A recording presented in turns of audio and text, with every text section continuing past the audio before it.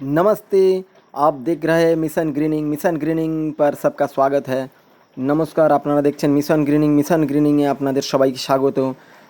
আপনারা দেখছেন হাওড়া জেলার বিখ্যাত সেই ঐতিহ্যবাহী লালবাবা আশ্রমের ওনাদের আতিথেয়তায় রাত্রি যাপনের পর ওখানে ক্যাম্পেনিং করার পরে মহারাজের আশীর্বাদ নিয়ে, কুলদেবীর আশীর্বাদ নিয়ে এগিয়ে চলেছি পরবর্তী গন্তব্যের দিকে, ঝাড়খণ্ডের পথে পথে।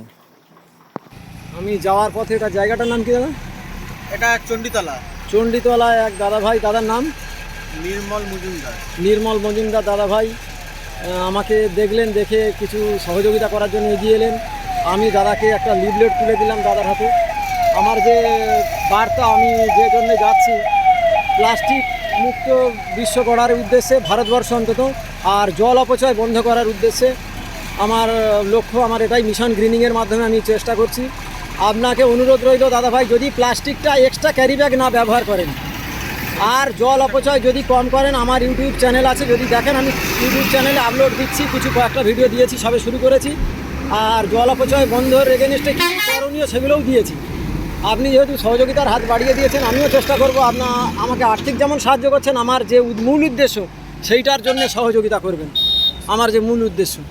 ধন্যবাদ দাদাভাই, ধন্যবাদ দাদাভাই, সহযোগিতার হাত বাড়িয়ে দিলেন, খুবই ভালো লাগলো। ভালো জিনিস, আমার ওই মূল উদ্দেশ্যের জন্য সহযোগিতা করবেন, তাহলে আমি খুব খুশি হব। মানে আমার সত্যি কথা, আমি ভিডিও অফিস গাছকে খুব ভালোবাসি। আমার বাড়িতে জায়গা নেই, খুব ছাদে গাছ লাগানো আছে। আমি যেখানে কাজ করি সেখানেও কিছু কিছু গাছ লাগিয়েছি। আচ্ছা আচ্ছা, হ্যাঁ, আমার গাছ। আপনার বাড়িটা কোথায়? আমার বাড়ি দূরে আছে, বেলুড়ে। আচ্ছা, বেলুড়ে কালকে ছিলাম আমি, ওই লালবাবা আশ্রমে, লালবাবা কলেজ, মানে জিটোর। হ্যাঁ হ্যাঁ হ্যাঁ, ওই লালবাবা আশ্রমটাই ছিলাম। ঠিক আছে দাদা ভাই, ভালো থাকবেন। যাচ্ছিলাম। আচ্ছা আচ্ছা, দেখলাম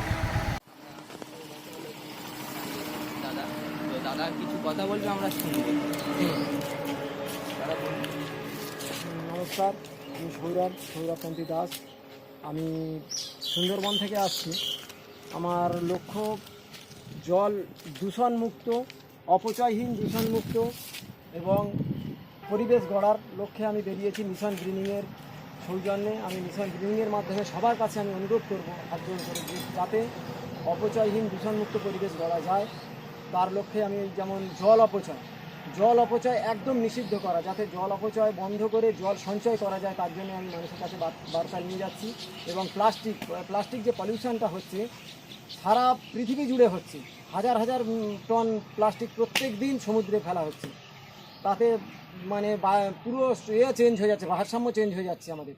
সেই জন্য আমার প্রত্যেকের কাছে অনুরোধ, দেখুন না হাই রোডে কত, আমি আস্তে আস্তে দেখেছি কয়েকটা গ্র্যান্ড ট্যাঙ্ক রোড, জিটি রোডের আন্ডারপাস, দেখুন কি অবস্থা।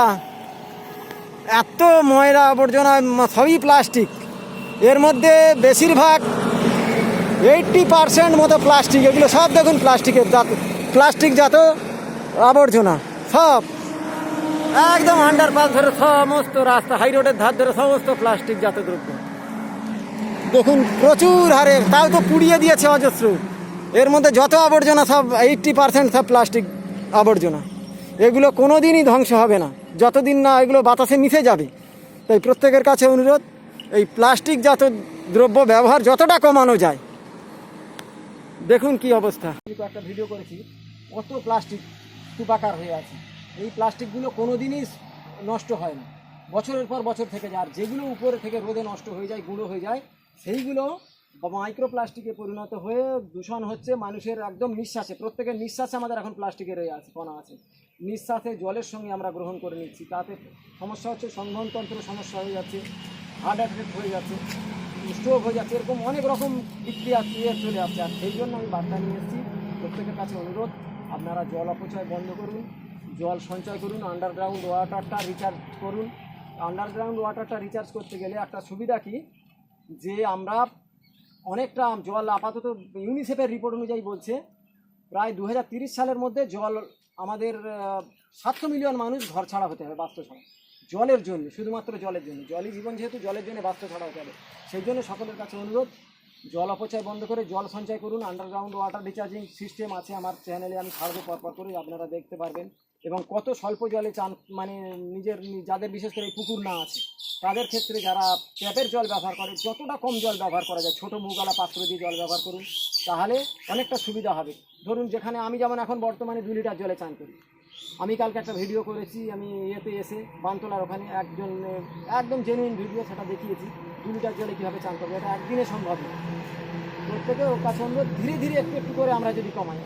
যেমন চেন্নাই যখন ওয়াটার লগিং ইয়েটা হয়, জলসংকটটা হয় চেন্নাই, সচিন তেন্ডুলকর সেই থেকে তত বড় একটা সেলিব্রিটি ক্রিকেটার, সে 1 বালতি জলে মানে 10 লিটার জলে স্নান করে, তাহলে আমরা কেন পারবো না? আমি সেই থেকে আস্তে আস্তে ওটাকে করতে করতে আমি 2 লিটারে এনেছি। 2 লিটার কমে আর হয়তো হবে না। যাই হোক, এইগুলো যদি আমরা সঞ্চয় করি, ওই জলটাকে নিয়ে গাছের গোড়ায় যদি দিই, রিসাইকেলিং করানো। আর একটা বিষয়, প্লাস্টিকটা রিসাইকেলিং করানো। প্লাস্টিক আমরা কোনোদিন পুরোপুরি ছাড়তে পারবো না সঙ্গে।